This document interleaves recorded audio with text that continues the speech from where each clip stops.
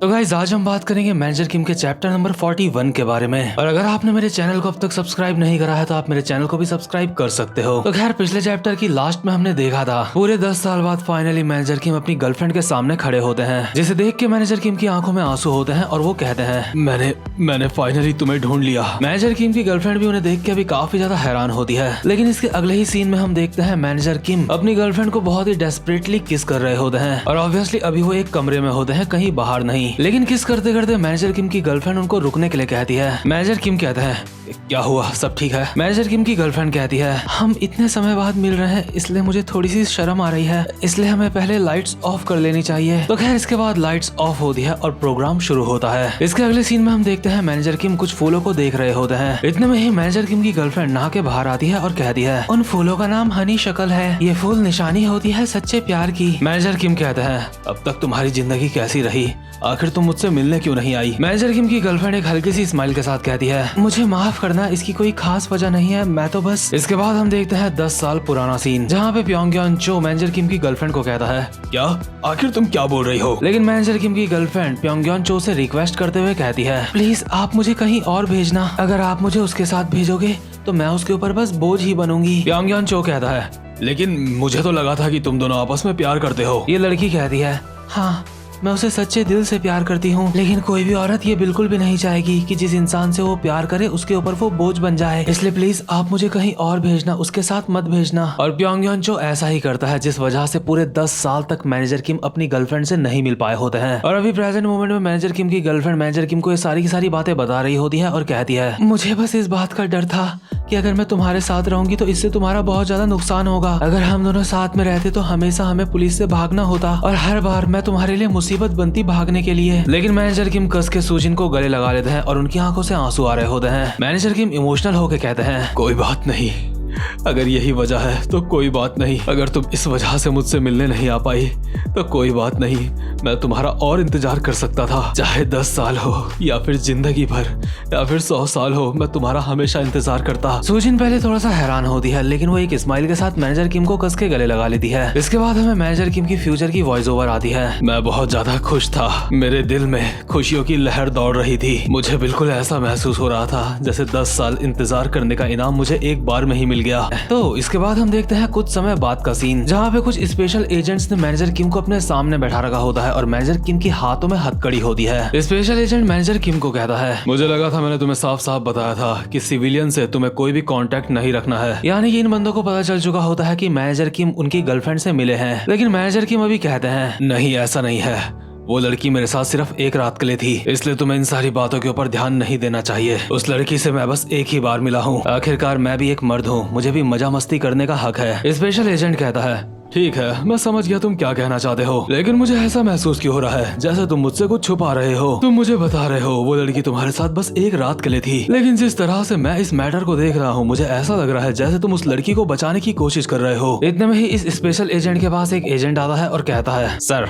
अभी अभी हम उस लड़की के घर से ही आ रहे हैं, लेकिन वो वहाँ पे नहीं थी, वो पहले ही वहाँ से भाग चुकी है। स्पेशल एजेंट कहता है क्या वो वहाँ पे नहीं है? दूसरा बंदा कहता है यस सर, हमें उसका एक भी सुराग नहीं मिला, हमें नहीं पता वो कहाँ गई है। ये बात सुन के मैनेजर किम भी काफी ज्यादा हैरान होते हैं, क्योंकि उन्हें भी नहीं पता होता कि उनकी गर्लफ्रेंड कहाँ गई है। और इसलिए स्पेशल एजेंट मैनेजर किम को कहता है तुम्हारा रिएक्शन देख के ऐसा लगता है जैसे तुम्हें भी नहीं पता कि वो कहाँ गई है। भले इस बार हम तुम्हें जाने दे रहे हैं, लेकिन एक बात हमेशा याद रखना, तुम हमेशा हमारे रेडार में होंगे, हम तुम तक कभी भी पहुँच सकते हैं। भले ही पिछले 10 साल से हमने तुम्हारे ऊपर बिल्कुल भी सख्ती नहीं बरती है, लेकिन अब ऐसा नहीं होने वाला। और मैनेजर किम को सिर्फ उसकी गर्लफ्रेंड से मिलने के लिए ये लोग सजा देते हैं एक गुमनाम आइलैंड में रहने की। जिस आइलैंड पे मैनेजर किम रह रहे होते हैं वो बस वहाँ पे यही इंतजार कर रहे होते हैं कि उनका समय यहाँ पे कब पूरा होगा और कब आर्मी वाले दोबारा से उनको यहाँ पे लेने के लिए आएंगे, क्योंकि उस जगह पे मैनेजर किम के अलावा और कोई भी नहीं होता, इसलिए उस जगह की हालत काफी ज्यादा खराब होती है। मैनेजर किम के पास वहाँ पे ढंग का खाना भी नहीं होता खाने के लिए। कुल मिला के इतने बड़े आइलैंड में मैनेजर किम के पास करने के लिए कुछ भी नहीं होता, इसलिए मैनेजर किम अपना ज्यादा समय वहाँ पे अपनी ट्रेनिंग में बिता देते। देखा जाए तो वो पूरा आइलैंड मैनेजर किम के लिए एक जेल जैसा था, लेकिन लेकिन मैनेजर किम को इस बात का कोई भी फर्क नहीं पड़ता, क्योंकि मैनेजर किम को पता चल चुका होता है कि उनकी गर्लफ्रेंड कंट्री के अंदर ही है, यानी कि कभी ना कभी तो ऐसा टाइम आएगा जब वो अपनी गर्लफ्रेंड से दोबारा मिलेंगे। और मैनेजर किम को इसी बात की खुशी होती है। तो खैर मैनेजर किम आइलैंड से भी वापस आ चुके होते हैं, लेकिन उन्हें कहीं जाने की भी परमिशन नहीं होती। लेकिन एक दिन उनके पास कॉल आता है प्योंगयॉन चो का। प्योंगयॉन मैनेजर किम को कॉल पे कहता है, हे ये मैं बोल रहा हूँ चो। मैनेजर किम कहता है, पूरे 10 साल बाद आखिर तुम मुझे अब क्यों कॉल कर रहे हो? पहले तो तुमने मुझसे बात नहीं करी, लेकिन ये बताओ आखिर तुम्हें मेरा नंबर मिला कैसे? चो कहता है, अरे यार रहने दो, क्या तुम्हें लगता है मैं एक नंबर नहीं निकलवा पाऊंगा? देखो मैं सीधा मुद्दे की बात करता हूँ। अभी जो तुम्हारी गर्लफ्रेंड है वो इस वक्त प्रेग्नेंट है, वो इस वक्त इमरजेंसी रूम के अंदर है। वो तो अच्छा हुआ मैं इस वक्त यहाँ पे था, तुम्हारी गर्लफ्रेंड के पास उसके साथ यहाँ पे कोई भी नहीं है। मैनेजर किम की गर्लफ्रेंड की अभी डिलीवरी हो रही होती है, यानी कि वो एक बच्चे को जन्म देने के प्रोसेस में होती है। और मैनेजर किम ये सारी बातें सुन के काफी ज्यादा हैरान हो जाते हैं और कहते हैं, सर आखिर आप ये क्या बोल रहे हो? प्योंगयॉन कहता है, लड़के तुझे और ज्यादा ध्यान देना चाहिए था, तुझे ये सारी बातें नहीं पता। सच में तेरे अंदर लड़कियों के मामले में बिल्कुल भी एक्सपीरियंस नहीं है। आखिर तूने उसे अकेला छोड़ कैसे दिया? तुझे जितना जल्दी हो सके यहाँ पे आना होगा। लेकिन इतने में ही डॉक्टर प्योंगयॉन चो के पास आता है और कुछ कहता है, जो सुन के प्योंगयॉन भी थोड़ा सा हैरान लग रहा होता है। और मैनेजर किम ने भी कॉल पे सुन लिया होता है, जिस वजह से मैनेजर किम के हाथ से फोन ही जमीन में गिर जाता है। और मैनेजर किम के फोन से अब भी डॉक्टर की आवाज आ रही होती है, लेकिन मैनेजर किम सुन होके बस एक जगह पे खड़े होते हैं। इसके बाद मैनेजर किम फटाफट से पहुंचते हैं हॉस्पिटल। यहाँ पे सुजिन ने एक बच्ची को जन्म दे दिया होता है और वो बच्ची अभी मैनेजर किम के हाथों में होती है। और मैनेजर किम की आंखों से लगातार आंसू गिरे जा रहे होते हैं, क्योंकि बच्चे को जन्म देते हुए सुजिन की मौत हो चुकी होती है। लेकिन मरने से पहले मैनेजर किम के लिए सुजिन ने एक मैसेज भेजा होता है। सुजिन ने मरने से पहले मैनेजर किम के लिए कहा होता है,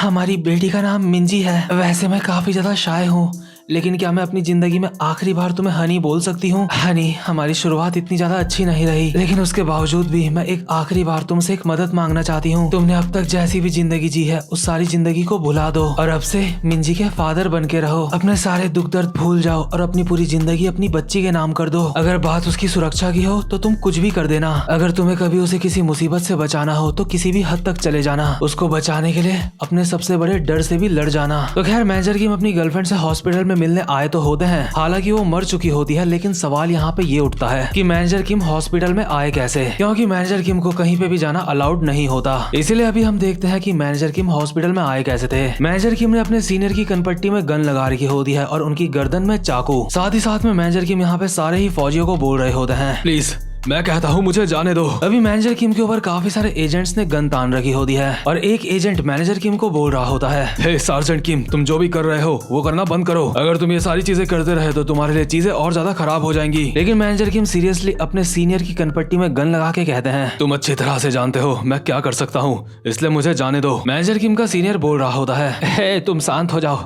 सार्जेंट किम, प्लीज शांत हो जाओ। तो तुमने तो कहा था कि तुमने उस लड़की के साथ सिर्फ एक रात बिताई थी, है ना? तो आखिर तुम कैसे कह सकते हो जिस बच्ची को उसने जन्म दिया था वो तुम्हारी ही बच्ची है? दूसरा एजेंट चिल्ला के कहता है, सार्जेंट किम पहले तो तुम शांत हो जाओ। लेकिन मैनेजर किम हवा में गन फायर कर देते हैं, जिस वजह से उनका सीनियर अपनी पैंट गीली कर देता है और डर के मारे कहता है, इसे आजाद कर दो, ये जो बोल रहा है वैसा करो, ये पूरी तरह से पागल है, जल्दी से जो ये बोल रहा है वो कर दो, ये काफी ज्यादा खतरनाक है। इतने में ही जो दूसरा एजेंट होता है एक बंदा उसके कान पे कुछ कहता है, जिसको सुन के एजेंट कहता है, क्या तुम्हें पूरा यकीन है? आखिर ये मुमकिन कैसे हो सकता है? आखिर उन सारे बंदों को क्या हुआ जो उनकी रक्षा कर रहे थे? दूसरा बंदा कहता है, सर उनमें से किसी से भी संपर्क नहीं हो पा रहा है और ऊपर से न्यूज वाले इस मामले को पागल हुए जा रहे हैं, हमें जल्दी से कुछ ना कुछ करना होगा। वही जो मैनेजर किम होते हैं अपने मन में बोल रहे होते हैं, नहीं ये सब कुछ सही नहीं हो रहा है, मैं एक भी सेकंड यहाँ पे बर्बाद नहीं कर सकता, मेरे पास और कोई रास्ता नहीं है, मुझे इन सबको निपटाना होगा। लेकिन इतने में ही जो एजेंट होता है वो मैनेजर किम को कहता है, किम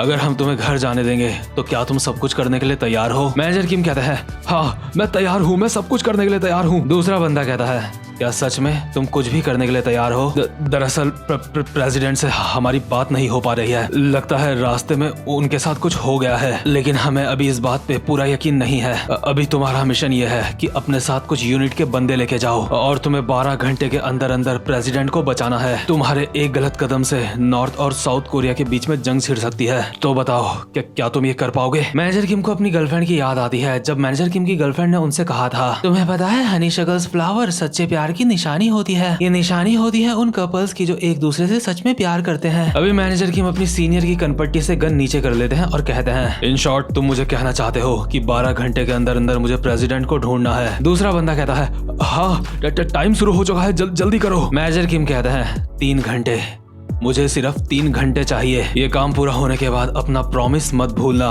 कि तुम मुझे घर जाने दोगे। साथ ही साथ में मैनेजर किम को उनकी गर्लफ्रेंड की कही बात भी याद आ रही होती है। मैनेजर किम की गर्लफ्रेंड ने मरने से पहले कहा था, प्लीज ये बात भूलना मत। हनी शकल्स मतलब एक बाप का प्यार भी होता है, एक बाप जो अपने बच्चों को बचाने के लिए कुछ भी कर सकता है। और यहाँ से शुरू होता है मैनेजर किम का एक मिशन। बट वीडियो खत्म करने से बहुत ही ज्यादा जरूरी बात मैं आपसे करना चाहता हूँ, इसलिए वीडियो से अभी बैक मत जाना। तो देखो, मैं अपने इस वाले चैनल और दूसरे वाले चैनल पे वीडियोस डालता रहूंगा। हालांकि दूसरे वाले चैनल पे थोड़ा सा रुक के डालूंगा, लेकिन दूसरे चैनल पे स्ट्राइक की वजह से मैं लुकिसम की वीडियोस उस पे अपलोड नहीं कर सकता। बट मुझे काफी सारे कमेंट्स आ रहे थे कि प्लीज प्लीज प्लीज कुछ भी करो, बस अपलोड करो। तो देखो, आप सबका सपोर्ट जरूरी है। अगर आप सबका सपोर्ट हुआ ना तो हर चीज मुमकिन है। मैं स्ट्राइक की वजह से दूसरे चैनल पे लुकिसम की वीडियो नहीं डाल रहा हूँ, बट मैं एक दूसरे ऐप में लुकिसम की वीडियोस अपलोड करूंगा। और जिस किसी को भी मुझसे लुकिसम की वीडियोस की एक्सप्लेनेशन सुनना अच्छा लगता है, वो दूसरे ऐप में जाके लुकिसम की वीडियोस देख सकते हैं। मतलब जो लेटेस्ट वाली वीडियोस हैं वो देख सकते हैं। पुरानी वाली तो आपको मेरे इन्हीं चैनल में मिल जाएगी। और आपको बता दूं, जो दूसरा ऐप है उसका नाम है रंबल। ऐप का लिंक मैं आपको कमेंट सेक्शन में दे दूंगा। अगर आप लोग सच में मुझे सपोर्ट करते हो और आपको मुझसे लुकिसम की एक्सप्लेनेशन सुननी है, तो आपको इससे कोई फर्क नहीं पड़ेगा कि आप वो चीज यूट्यूब में देखो या फिर कहीं और। इसलिए जो मैं कमेंट में लिंक दूंगा, उस लिंक से आप रंबल ऐप में लॉग इन कर लो, क्योंकि लॉग इन करने के बाद ही आप मेरी कोई वीडियो लाइक कर पाओगे और उसमें कोई कमेंट कर पाओगे। और मुझे नहीं लगता कि रंबल ऐप में यूट्यूब की तरह अर्निंग होती होगी। मतलब रंबल ऐप में अर्निंग होती है, लेकिन इतनी कोई खास नहीं होती। बट फिर भी आप लोगों की लुकिसम की काफी ज्यादा डिमांड है, इसलिए मैं वीडियो वहाँ पे अपलोड करूंगा। तो जल्दी से जाओ, कमेंट में लिंक दिया है रंबल ऐप का, वहाँ से लॉग इन करो। और लुकिसम के चैप्टर 491 को मैं 1-2 दिन में अपलोड कर ही दूंगा।